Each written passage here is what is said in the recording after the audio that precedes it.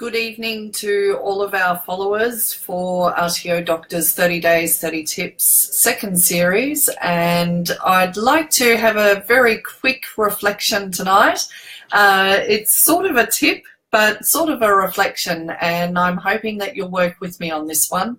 As you all know, I've been promoting the draft of the NVR Act review, the consultation paper that is out, the terms of reference, and the fact that the feedback closes on Friday the 18th of August, so this coming Friday 2017.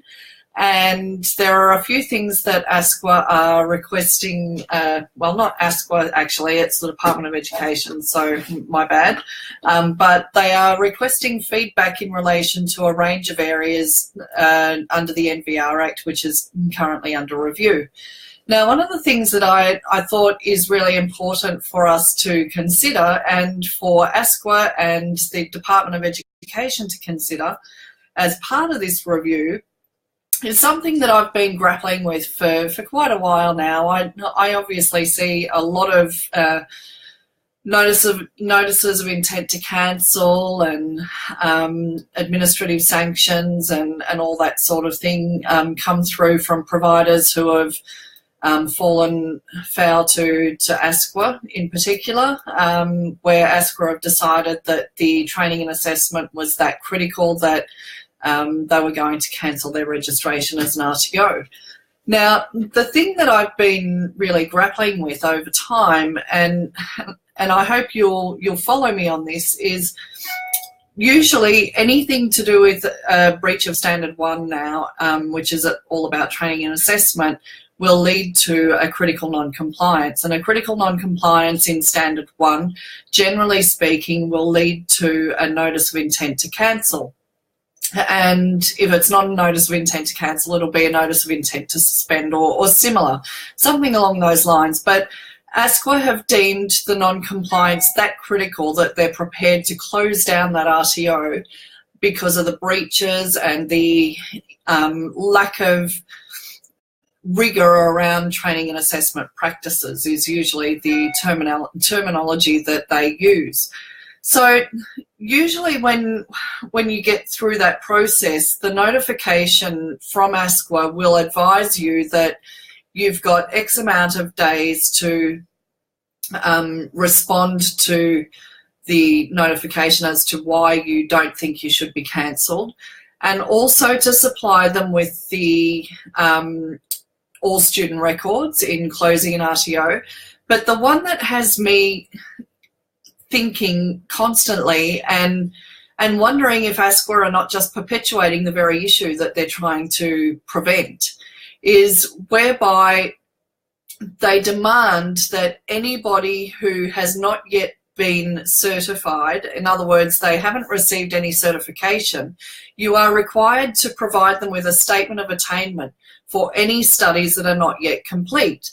So on the one hand, they're saying that you are critically non-compliant and we're going to cancel your registration because you're that non-compliant. We have really gross concerns about your ability as a registered training organisation to conduct training and assessment. But on the other hand, they're saying, well, that's okay. Even though we're going to cancel you, we want you to issue a statement of attainment for all that training and assessment that you did that was not suitable anyway. So it has me thinking that maybe this is an area that needs to be reviewed under the NVR Act, because while there is often the ability for ASQA to turn around and say, you know what, the training and assessment has been that bad and that critically non-compliant that we demand that you cancel the statement of attainment or any certificates and retract them. And in fact, there is the power to do that under the legislation. It surprises me that they don't go down that path and request that the statements of attainment and the certificates are cancelled during a certain time period, rather than issue a statement of attainment or a certificate for a qualification or a course that they know has not been completed in accordance with the requirements of the training package or principles of assessment, rules of evidence in accordance with the standards, whatever the case may be, that they deemed it critically non-compliant in the first place. So I'm not sure if I'm making a huge amount of sense here. But on the one hand, ASQA are saying, you know what, it's that bad, we're actually going to cancel your registration. And on the other hand, they're saying, despite that, we want you to issue a statement of attainment or a qualification anyway. Whereas what they probably should be doing is saying, you know what, your training and assessment is that poor and it is that critically non-compliant that we demand that you retract all certification that's been issued for a certain time frame and notify the students of this case and refund their money or whatever the case may be. But they shouldn't be asking you to issue certification when they're cancelling your registration because they deem your training and assessment practice to be so critically non-compliant. It just doesn't make sense. And so what I'm suggesting is that as part of this NVR Act review, one of the questions, and it's the last question I believe on the submission form, asks you if there is anything else that you believe needs to be considered as part of the review. And I guess my tip for you today is that perhaps it is those issues like that that just don't make sense.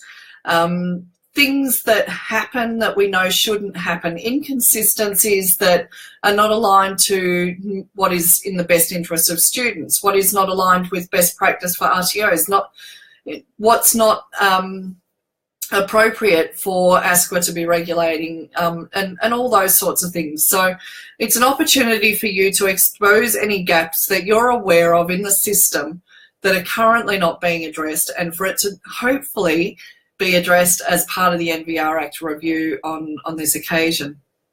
So if you've got any of those suggestions and you're a bit concerned about submitting it yourself, by all means, send it through to me and I'll be happy to put through the submission anonymously on your behalf. You can always contact me via the website, rtodoctor.com.au, and I will make sure that that goes in for you, anonymously, of course. Otherwise, I really do encourage you to participate in this review. It's really important for everybody in the sector that all feedback is taken on board, not just that we're contributing it, but also that the department is actually listening. But for them to listen, we have to be honest and transparent about our feedback and why it's a problem, and perhaps offer a solution to it as well.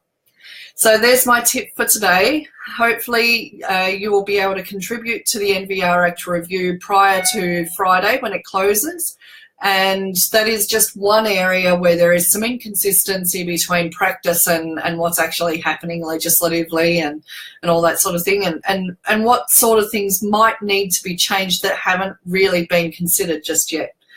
If you have any suggestions for 30 Days, 30 Tips, please send them through. We have got a couple of great tips coming up next week. We've got some joint topics lined up, one on trainer and assessor competency and currency, which I'll be announcing very, very soon. And another one coming up next week is on choosing an EVETMIS compliance system and LMS that is suitable to your organisation. So I look forward to delivering those next week. But in the meantime, please continue to follow us for the 30 Days, 30 Tips, and I'll speak to you tomorrow. Bye for now.